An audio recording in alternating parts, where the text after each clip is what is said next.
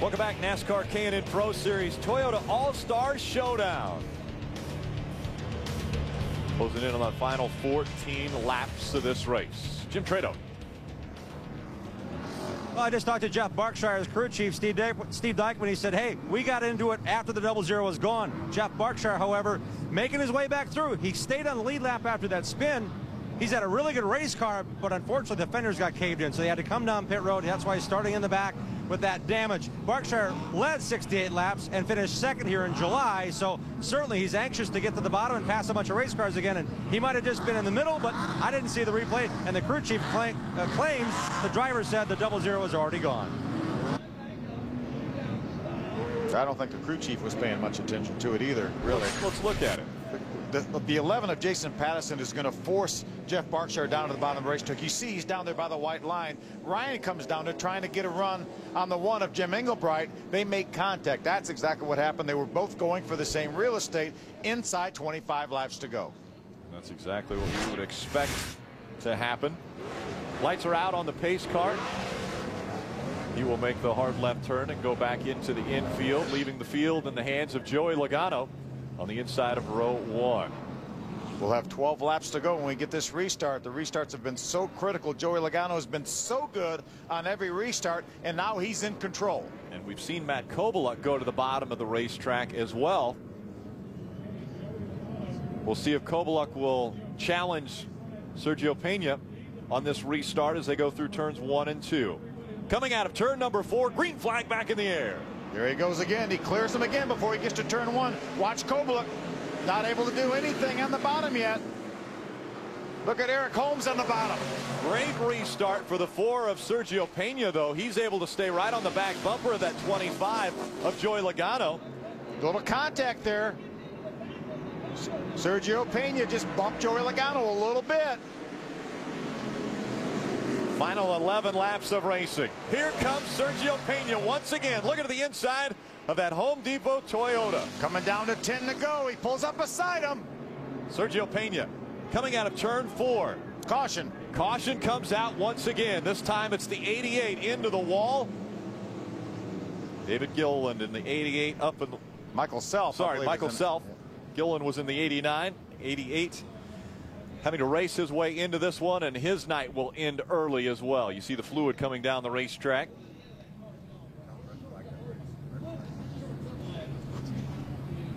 Looks like they're going to stop the field before they get to turn 3. That'll give these guys enough time to do about 10 laps of racing. We have completed 215 laps. All the caution laps will count. Great move by NASCAR to stop the field here. Let's give these guys as much opportunity as we can to race this thing to the end. And another restart. And yet another restart. And Joey Logano has been so strong. This is our 14th caution of the night. Joey Logano has been great if he's been on the inside or the outside. He just really has got the restarts mastered.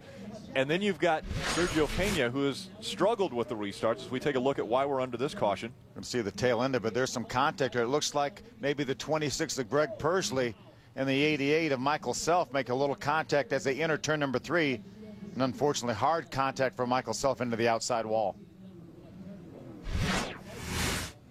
I think right now that Sergio Pena has a strong enough car to go up there and pass Joey Logano if he doesn't do it on the restart. I think Joey Logano definitely has an advantage on the restart, whether he's on the inside or the outside. More of an advantage when he's on the inside. I think if Sergio could wrestle the lead away from him and we have another restart, if he can start from the inside, he has a better shot like we talked about before. But if we have a late restart and Joey Logano's leading, it's going to be very difficult for Sergio to get by him. And we have seen these two cars bump a little bit more now as the laps wind down. Let's go down to Jim Trado. With the crew chief of the race leader, Kevin Kidd, and Joey Logano's car, you guys made those changes. What did you see thus far in this final stint that makes you think you got the car to go to the front and stay there? Because that 4 is coming. The 4 is coming.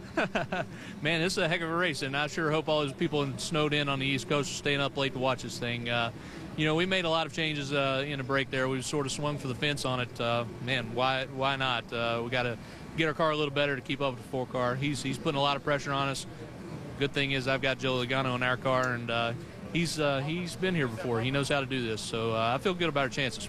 And you've had Mike Olson standing next to you throughout this as well, the man who's driven this car to a near victory as well as a championship in the East. How has that helped you, knowing he's got a good race car, but he's standing next to you as well through this? Oh, yeah. Mike's been a tremendous help through this whole deal. He really put the whole deal together for us. So the car came here off the truck in pretty good shape, and that's really due to Mike Olson and his team. They did a great job for us. So, you know, we'll see what happens here. I'm excited about it. I think we got a good shot at it. We just got to hold that 4 off. Kevin, it's been pretty clean thus far. You think he'll use the bumper if he has to? Yeah. Hey, man, this is short track racing. This is a run what you brung, and hopefully you brung enough. And quite honestly, this is what short track racing is all about. So I wouldn't be surprised if the bumpers start flying here for too long. These guys are pitted next to each other as well down here in turn 3. Dick? Well, Perry Waite has been Matt Kovalek's crew chief for more than a decade, so he knows his driver ever so well. What's your boy going to do when the green flag drops? Well, Dick, if you know Matt like I know Matt, he's going to get at everything he's got. The Mohegan Sun Chevrolet is running good tonight. We got some great competition out there. It's really turned out to be a great race. I'm hoping the fans at home and up in the stands are enjoying it as much as I am. I know that. And we took another swing at it there, that last 10-minute stop, and he came over the radio just before this last caution. He said it's right where we need to be, so hopefully we'll be all right here to the end.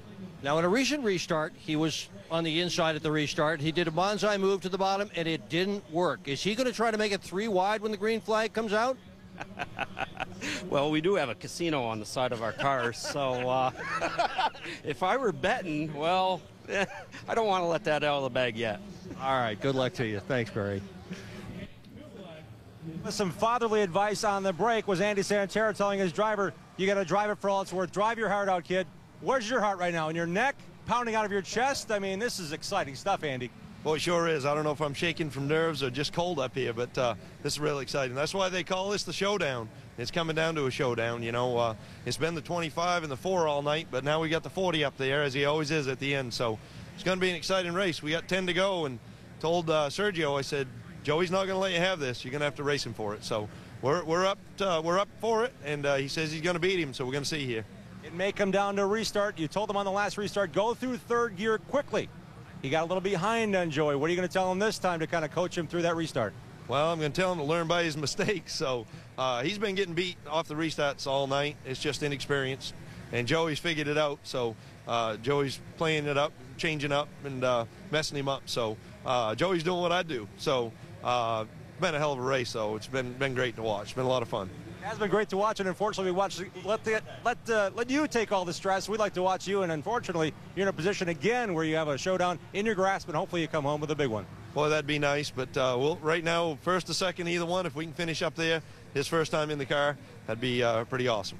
I think he's just saying stuff, guys. I think he wants that trophy really, really bad. Eric Holmes is now in the 4th position. Bill McAnally owns his car. You've been here before, one of the most experienced car owners in this series. What's your guy going to do? How's he going to win this thing? Well, I'll tell you, there isn't anybody I'd rather have behind the wheel of that Napa Toyota right now than Eric Holmes. He's a heck of a driver. He's got a lot of experience, and he likes that low side. He's going to start this side up top, and we'll get what we can get. Paulie's doing a great job in his Napa Filters Toyota back there, too. So good night for us here. All right, we wish you well. Thanks. Thanks, Dick. Bill McAnally was the winning owner in the first ever Toyota All-Star Showdown back in 2003 when Austin Cameron was able to hoist the trophy at the end of the day.